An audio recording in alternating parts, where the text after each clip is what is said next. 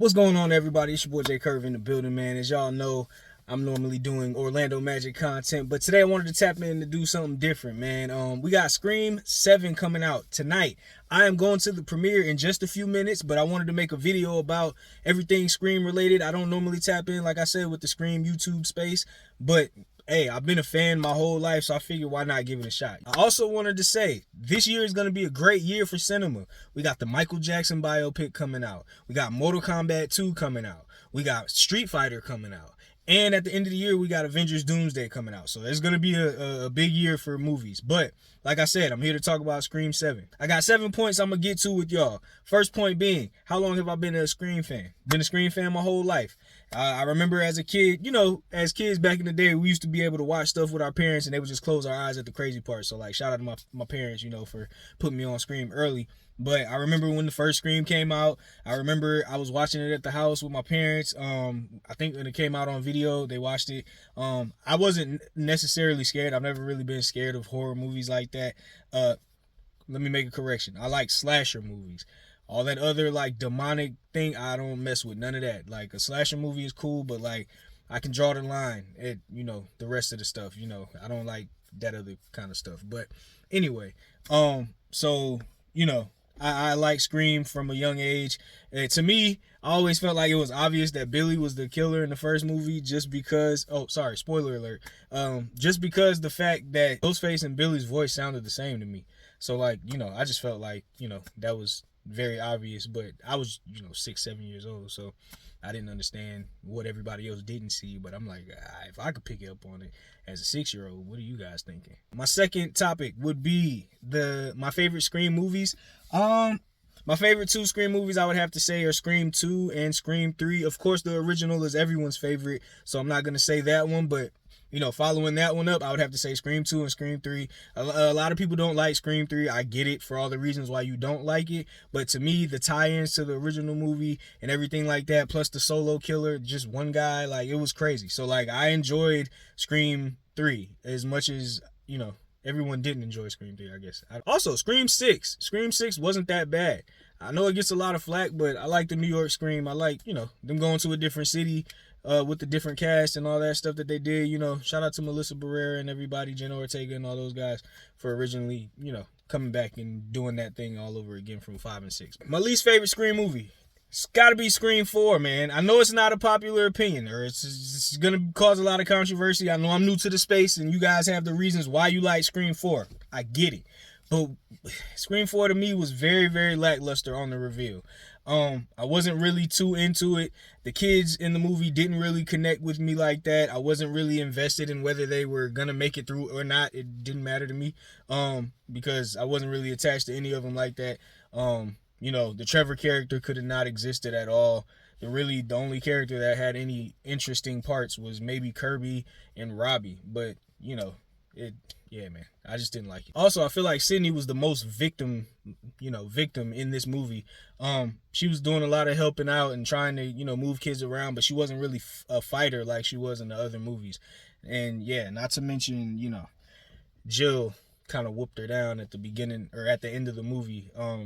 And Sydney's not really accustomed to taking a beating like that because she put up a fight with Roman. I mean, that's a grown man, and this is your teenage little cousin. This is your big brother and your teenage little cousin. And your teenage little cousin threw you across the room. Like, nah, man, like, you was doing business with Roman. Like, come on now. Come on, Sydney. My favorite Ghostface. I have 2 of them. My favorite Ghostface would have to be, I would say 3 of them, I guess. It would have to be Mickey as the number 1 because I feel like he was the only true psychotic throughout the whole series. I feel like he's the only guy who was really off, like who was really out of his mind. And I feel like that was important for us to see in that movie because the other one was just pure, old school revenge. You know how it was. So I feel like that true psychotic person was somebody that was necessary in the franchise because everybody had a clear motive.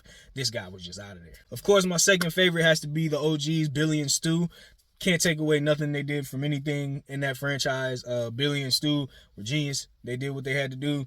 It played great on screen. You know, the ending reveal was crazy. Of course, like I said, I knew Billy had something to do with something.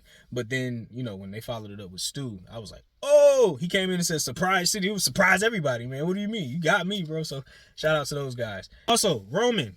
Roman is a good, you know, he did all that by himself, man. He did all of that. He orchestrated the first killing spree. He ended up coming back and getting revenge on his mom, which is crazy. Then he successfully became a Hollywood director after that, and then went on a murder spree by himself. We're not glorifying murder at all, but yeah, he was crazy. Roman was a crazy one. Least favorite Ghostface, I got 3. Jill, Charlie, Richie. All 3 of them. Jill and Charlie's reveal seemed very rushed, very forced. I didn't like Jill trying to, you know, prove that she was scary so hard. Like, it was just, I didn't appreciate none of it. Neither one of them were scary like that. So, like, yeah, it was just, I didn't like the Jill and Charlie reveal. And Richie was a weakling. Like, he was a weakling when it came to final battles with Ghostface. Like, it wasn't really that great. And Sam really got into, you know, the business. She was giving him the work. So, hey, man, those 3 gotta be out of here. And Richie was very obvious from the beginning. I would have let him walk when she left the movie theater in the first scene or wherever they were working at. As soon as he was like, I'm coming with you, and she was like, no, you're not. And he was like, I am. And she was like, okay. No. Say no again. Like, he shouldn't have came, bruh. Like, you had it right the first time. Leave him there. My 6th point. My favorite character's gotta be Randy. And I know it's going to be another unpopular opinion amongst the Scream universe because y'all think she's annoying, but Mindy, man. Yeah, shout out to Mindy, bro. She's got all the rules. She's got all the knowledge. And Randy's gone, but this is his niece, and she has everything right. She's got the knowledge of old horror. She's got the knowledge of new horror. She's got the knowledge of all the rules. She's got everything that she needs to know in between. She knows the suspects, even though she keeps getting it wrong. You know what I'm saying? And shout out to Chad. Chad is another honorable mention, man. He's one of my favorites too, man. And shout out to both of them for being 2 black characters that lasted for more than 2 movies, that got stabbed in both of the movies, but made it to live on in the next movie. So, hey, Black Hollywood, let's go. Last point, 7th point, Scream 7. I feel like Gail, this is my predictions now. I feel like Gail isn't going to make it out of this movie. I don't feel like she's going to make it. I think she's going to go out in a heroic way. Like I said, I'm going to see the movie in like 20 minutes. I think she's going to go out in a heroic way, but I don't think she's going to make it out of this movie. And if she does make it out of this movie, she might have some connectivity with Ghostface. So that's where my prediction is. Also with the Stu thing, I think Stu is alive.